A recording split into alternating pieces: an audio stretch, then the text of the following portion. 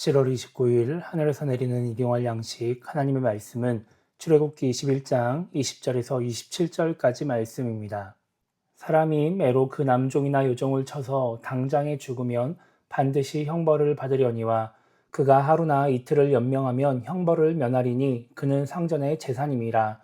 사람이 서로 싸우다가 임신한 여인을 쳐서 낙태하게 하였으나 다른 해가 없으면 그 남편의 청구대로 반드시 벌금을 내되 재판장의 판결을 따라 낼 것이니라. 그러나 다른 해가 있으면 값되 생명은 생명으로, 눈은 눈으로, 이는 이로, 손은 손으로, 발은 발로, 된 것은 된 것으로, 상하게 한 것은 상함으로, 때린 것은 때림으로 갚을지니라. 사람이 그 남종의 한 눈이나 여종의 한 눈을 쳐서 상하게 하면 그 눈에 대한 보상으로 그를 놓아줄 것이며, 그 남종의 이나 여종의 이를 쳐서 빠뜨리면 그 이에 대한 보상으로 그를 놓아줄지니라. 아멘. 오늘 우리가 읽은 말씀은 폭행의 보상에 관한 말씀을 기록하고 있습니다. 20절을 보면 주인이 자신의 종들을 때려서 바로 죽으면 벌을 받을 것이라고 말씀하십니다. 그러나 바로 죽지 않고 하루나 이틀을 살아있으면 벌을 받지 않을 것이라고 말씀하시죠. 우리가 어제 살펴본 말씀인 12절 이하의 말씀을 보면 하나님은 사람을 쳐 죽인 자는 반드시 죽이라고 말씀하셨습니다. 오늘 말씀과는 다른 내용입니다. 그렇게 어제와 오늘 말씀이 다른 이유는 21절 마지막에 나오는 것처럼 종은 주인의 재산으로 여겨졌기 때문입니다. 당시 문화에서 종은 재산이기 때문에 인간 대우를 받지 못했습니다. 주인은 종에 대한 생사여탈권을 갖고 있는 것이죠. 그래서 그 지역에는 종을 죽였다고 해서 벌을 받는 법이나 규정이 없었습니다. 오직 하나님의 율법에만 이런 규정이 있는 것입니다. 22절에 보면은 서로 싸우다가 임신한 여인을 때려서 낙태하게 만들면 벌금을 내야 한다고 말씀합니다. 아이의 생명에 대한 대가를 치르는 것이죠. 그런데 산모가 다쳤을 때에는 받은 피해만큼 그대로 갚아주도록 말씀하십니다. 그리고 마지막 26절과 27절에서는 종의 눈이나 이빨을 상하게 할 경우에 자유를 주라고 하시는 그런 말씀이 기록되어 있습니다. 오늘 말씀을 통해서 우리가 생각해 봐야 하는 것은 한쪽에 치우치지 않으시는 하나님의 모습입니다.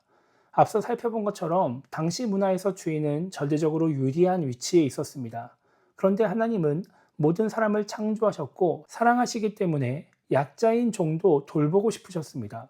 그래서 주인의 권리는 보장해 주면서 주인이 너무 종을 확대하지 않도록, 막대하지 않도록 하는 명령을 주시는 것입니다. 종이 약자라고 해서 일방적으로 종을 보호하는 것이 아니라 양쪽 모두에게 적절한 명령을 하고 계시는 것이죠. 임산부에 관한 말씀도 마찬가지입니다. 하나님은 생명을 잉태한 임산부가 더 보호받아야 한다고 생각하십니다.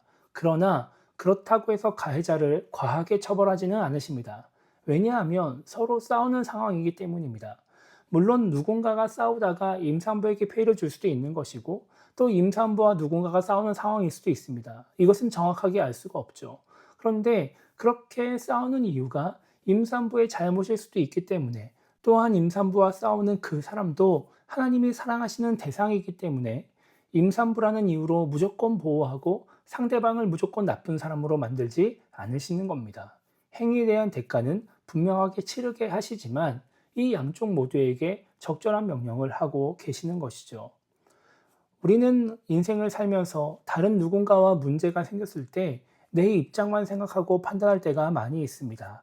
그러다 보면 나도 분명히 잘못이 있음에도 불구하고 상대방의 잘못만 생각하며 자신은 피해자라고 생각하기도 합니다. 또 나는 약자이고 도움을 받아야 하는 사람이라고 생각하고 상대방은 혹은 다른 사람들은 그렇지 않다고 생각하기도 합니다. 그런데 하나님의 입장에서 생각해 보면 나나 다른 사람이나 모두 하나님의 창조물이고 하나님이 사랑하는 사람입니다. 그렇기 때문에 하나님은 어느 한쪽에 치우쳐서 판단하지 않으시고 공정하게 모두가 유익을 누릴 수 있는 상황을 만들어가고 싶어 하시는 것입니다. 그것은 내가 강자일 때도 마찬가지이고 약자일 때도 마찬가지인 것이죠. 내가 어느 위치에 있든지 변하지 않는 사실인 겁니다. 요즘 우리는 자기의 입장만을 내세우는 극단적인 사회를 살아가고 있습니다. 내가 옳고 상대방은 틀렸다고 말하는 사회, 나는 약자고 피해자고 상대방은 강자고 가해자라고 말하는 사회를 살아가고 있습니다. 그러다 보니까 이 사회가 자꾸 갈라지고 분열이 됩니다. 하나님을 믿는 사람들도 갈라지고 분열됩니다. 그런데 우리가 아무리 그렇게 갈라지고 싸워도 하나님은 우리 모두를 사랑하십니다. 그래서 우리는 이 극단적인 사회 속에서 하나님의 마음을 생각해 봐야 하는 것입니다. 그리고 하나님의 마음을 가지고 나와 다른 사람들, 나와 상대방에 서 있는 사람들, 반대편에 있는 사람들을 바라봐야 하는 것이죠.